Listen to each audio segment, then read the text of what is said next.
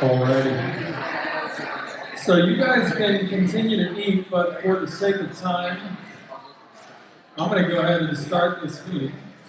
And you can keep eating, and then the parents can head out and do their thing while the students meet their team members, all right? So I apologize, usually we have seconds and everything. I usually order a lot more, but I didn't expect this big of a crowd. So I think we got everybody fed. You just have to have seconds when you get home or something. I don't know. So I think TJ's is going to run and get a few little Caesar's pizzas for high school guys and other people that didn't get enough to eat for later. So you might want to, yeah. How many of you students will eat more? So what kind of question is that? Yeah, 4 would be good, I think. All right, so for those that don't know me or aren't familiar with what's going on around here, I'm Tim. I'm the junior high and local outreach pastor here at TBC. And so we're glad you're here in this room with us. That means your child or children are excited about Galveston, and we're excited with you. So I wanted to just take the first part of our first training meeting to invite you family members to know what is going on, so what you're getting your kid into, and all the different things that happen and all those goodies. So just wanted to have you here to explain all that. So first thing I want you to understand is just recently, maybe a few months ago, we started recording any kind of service that we do down here so that you can actually see it, not just hear it, you can see it online. So that's what this little thing right here is. Right here is recording this service or this meeting. But also on Sunday mornings, it records all the 9:30 services. So you ever want to hear what your kid is learning about and see what happened, even see some of the videos that we have on the screen, that you can go to our YouTube channel. So if you got your phones with you, you might even want to get it out, go to YouTube, and subscribe to Overflow Junior High, and you'll get all that information, including this meeting. So if you're like, oh, Tim said something I can't remember, well, you can go to the YouTube site, the YouTube channel, and scroll through it and see what in the world I was talking about that maybe you had to deal with a kid or something like that. You might have missed something. So that's for all things we do, or most things we do here, we record, and that's courtesy of Ms. Michaela DeLore down here, our resident techie genius. So we're thankful for him. So let me get right into it. You girls that are my ushers, why don't you help hand those out? Every parent is gonna, well, let's say this, every couple, so one per couple. It's a fundraising letter. It's a sample letter that you're going to get. And we're going to talk about that at the end, but I just want to get them started on handing it out. So let me go through a little description of Mission G and what we do and what goes on there. Mission G started, I believe, I can't even remember, was it 7 years ago? What was it? I think it was 7. You high school guys should know, some of you should know. Ryan, how long have you been going? I think it's 7 or 8 years. Yeah, I've lost track. I'm 43, so I got gray hair. So 7 or 8 years ago, we started Mission G, and the idea was just to get our students the opportunity to go out of town after working here, serving here in the community, doing Bible clubs and things like that, and give them an opportunity to go out of town and take it on the road, so to speak. So what we do is we take Impact Bible clubs and we hit the road. We go to Galveston and we do Bible clubs. We do split up into 8 teams. All students we split up into 8 different teams. We give high school students that have been, most of them have been to Mission G, they have an opportunity to be leaders, so we kind of train them and get to mentor them through being leaders. And so high schoolers get the opportunity to lead junior high students as they do these Bible clubs. So we do those in the early evening. But in addition to that, we also do community outreach projects where we go to maybe a soup kitchen or the Salvation Army, or we go to a place like a food bank, or distribution center where they hand out food to needy families, and we do that in the morning. So this opportunity is not something like spring break where you can imagine like sleeping in and waking up at 10 or 11 in the morning and figuring out what you're going to do with the rest of your day. This is pretty intense work that you'll be doing and that your students will be doing. Some of them getting up at 7 in the morning because they have to be at their location at 7:30 or 8. Most of them get up at 7:30 or so. But we're out the door. Most of the people are 8 a.m., maybe 8:30 a.m. heading to their site. And they'll be divided again in groups of 8 different groups, and we'll have leaders that go with them to these locations. So that's kind of how that goes as far as ministry goes. But I'll tell you a little bit of how the week will look. You'll drop your student off here at the Outback on Friday, and it'll be Friday right after school. Like as soon as you pick them up, you're not going home, you're coming straight here because we got to get out of town. So they'll pack the night before. We'll cover all that at our meeting before we leave. But just to give you an idea of what happens that Friday, it's like right after school. Now, I know Julie has taken a group before, and she may do that again, where she's taking a group to help Gino get ready for the week that are good with going down a day early. But you can get with Julie if you're interested in that. So we come down Friday night. Saturday is a day where we do a little bit of final training in the morning, where we get the kids ready and prepared. Then we have some fun where we'll go to Pleasure Pier this year, and play there, and ride the rides and do things like that. Each night we have a devotional time where we have some students who lead us in worship, and we sing together, we review what happened that day, discuss some things that we experienced, share testimonies, and hear a word from myself or some of our other leaders. And then Sunday morning, we do something really fun where we have partnered with the church there, and it's a fun time where we get together and go worship at this church together as a group, and then we have lunch with them at the church and hang out together. And it's always a fun experience because it's a different environment than we're used to. And so it's always a fun worship environment. And so that's Sunday. And then Sunday evening, we start our Bible clubs. Sunday evening will be our first Bible club. And then Monday morning, we go off to the third in the morning. And then we do Bible clubs Monday evening and Tuesday evening. And we serve on Monday, Tuesday, Wednesday morning. And then we head back after we serve on Wednesday morning is when we head back. So we should be back here late afternoon, no later, early evening, somewhere around there. So depending on how fast people drive and how many stops they take, of course, on the way back, because there are outlets on 290 that some groups end up stopping at. So anyway, so that's kind of how it looks for the week. So it's a fun time. They stay busy. They'll come home most likely worn out, but worn out in a good way. We purposefully leave on Friday and come back Wednesday so that at least you have some of your spring break with the whole family. We don't like to take the entire time, so we try to get back on Wednesday so you can at least have a long weekend to do some fun stuff all together as a family. So we try to make sure that happens. Where do we stay? Might be a question that you have in your brain. Where do we stay? We rent homes. The community is called Sunny Beach. If you go to the seawall, come off of 45 and hit the seawall like you're going into the Gulf, you take a right, and you just go down there just a little ways past the high-rise of really tall condominiums, and the community is the first one on the block. It's real close to everything. And we stay there, we rent houses. I think this year we're renting maybe 7 houses. And we have adult leaders that go to each house. We have like an 8th grade girls' house, 7th grade girls' house, 6th grade girls' house. This year we have a high school girls' house just for you. So you're welcome. It's just we have so many girls, we had to find a place to put everybody.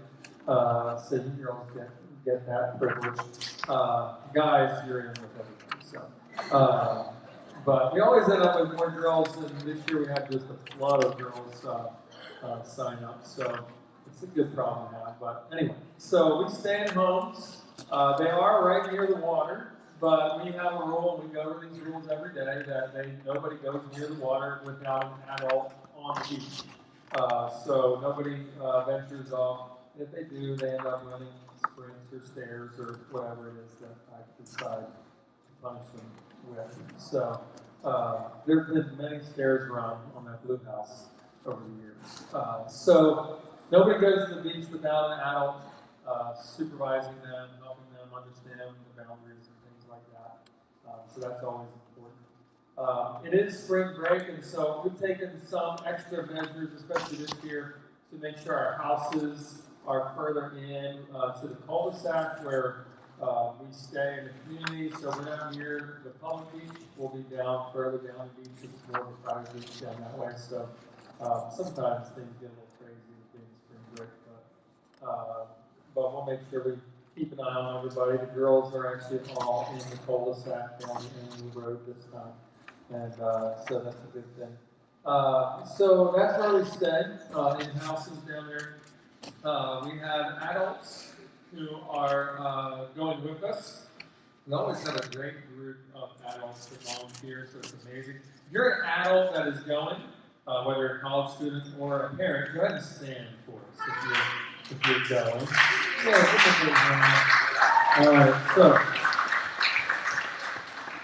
those are our adults. We have a few others that are going that aren't here as well. Some of the college students aren't back yet. Well, they start tomorrow, but some aren't here that are going. So it's always a great group of people that come. Gino in the red shirt over there, he's our resident cook, and he does a ridiculous job. His wife usually makes us, Sydney's like, who's going to make us the dolphin snacks with the half bananas and stuff? She has a trip she's going on with her son. But we'll take videos and make you feel bad for not being there. But, I mean, I didn't do it, Gino would, so it's okay. But we have plenty of help with all the different things that are going on. We have a couple adults per house that'll be hanging out in each house, so it's always well chaperoned.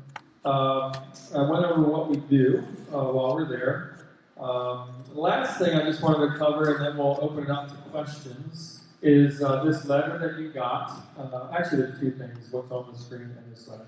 So this letter that you received at your table, I'll send a digital copy of that as well that you can edit. But this is for we only do one fundraiser, and that's it. So what we do is we ask before they leave, in this school year, sometime during the school year, they will have or should have completed at least 10 hours of community service in the area here.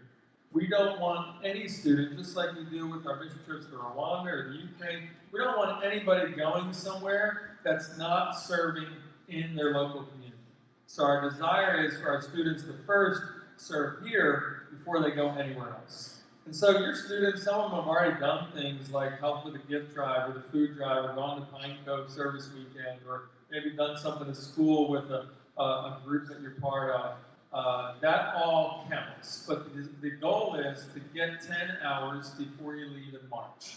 And like we have a Valentine outreach coming up, the Sunday before Valentine's Day. That's 3 hours right there. So there's different things that you can do. If you need help finding some places, you can call me or email me. We have Feed My Sheep, we have CTLC, we have Helping Hands, Hope Pregnancy Center, so many places that your kid can go get some hours and serve the community. So they get 10 hours, and so what you do is you take this letter and you think of a number of family members and friends of the family that you can send this letter to, and you basically just ask them to sponsor your child. And so it's not something we just ask for money straight up. We want the student to be doing something that is kind of like a sponsored situation where you're actually doing something for the money, or kind of earning that money in a way. So they can sponsor you by the hour, or on the paper you'll see by the hour, or a flat donation. And so if you send out 10 letters, or maybe 20, you'll get a good amount of money in return for that. So those, especially that maybe you're like, I got 2 kids going and it's kind of pricey. this will get you well on your way to covering what you need for the trip. We always tell our students nobody misses this trip because of money. We have ways to get help if you're in a situation that you just can't, even with the fundraiser, come up with it. We will help you. We have some scholarships available. But our goal first, though, I'll ask you if you ask for a scholarship is, were you able to send at least some letters out so that you can kind of be part of the process, be part of the not only is it obviously beneficial for the students and you financially, but it also gives the people that sponsor you the opportunity to be part of something that maybe they can't do. Maybe they have to work spring break or they have something else going on and they can't be part of something. It gives them the opportunity to financially and prayerfully be part of the trip even though they're not there. So family members who are going to be asking, how was your trip? Well, they're going to sponsor you and then you're going to get to share with them maybe a letter or follow-up for the people that sponsored to tell them how the trip was and what God did with the money that they gave. And so that's a good opportunity to incorporate other people as part of a team. And so that's the desire there. So if you send out, I've seen it, I've been doing this, I guess 8 years now or so. If someone sends this out to like 20 people, most of the time your trip's covered unless the people that you send it to hate you. Okay, so just, think about who you're sending to. They just throw it in the trash right away and not even read it.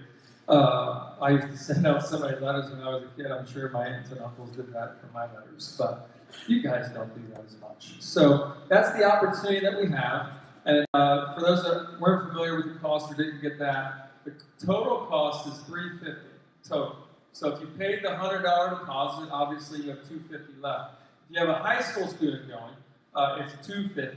So if you paid a deposit for them, obviously they only have $150 left. So we used to let them go free, but there's so many of them that keep wanting to come back, I have to charge some money just to at least cover their food because they do eat a lot. So at least the guys do. Some of the girls, they can put it down too. But anyway, so I'm not going to call you out, but I'm not calling my own daughter. There's thirds everywhere. So anyway, I do have an investment in this trip. It used to be, I just brought kids and it was one of those things. I brought kids all my years, 20 years of doing youth ministry. But now, I have my oldest is 7th grade, so this will be her second official year. And then I have another daughter who's 5th, who is sliding on the team just because she's around and she really wanted to be part of the team. So anyway, so it's going to be a lot of fun. We have a good time serving together. We have a lot of fun hanging out, doing worship together. We will do the Mission G Olympics again, of course. This will be our 3rd year doing that, which is always a fun time. Gross things on the beach. And it is the Olympics coming up, so hey, maybe we can incorporate some winter, I don't know how we do it, but skis on the beach, ice bucket challenge, something, I don't know, stick your face in the ice. We could come up with some good stuff. So, anyway, I think that's about it for what I have to say. So now is your chance to fire away with questions before we dismiss the parents and let the students meet their teams. So, questions, this is your opportunity to officially ask. So anybody? Anybody? I'm going to go over this in a second before you leave. Question, yes, Tina?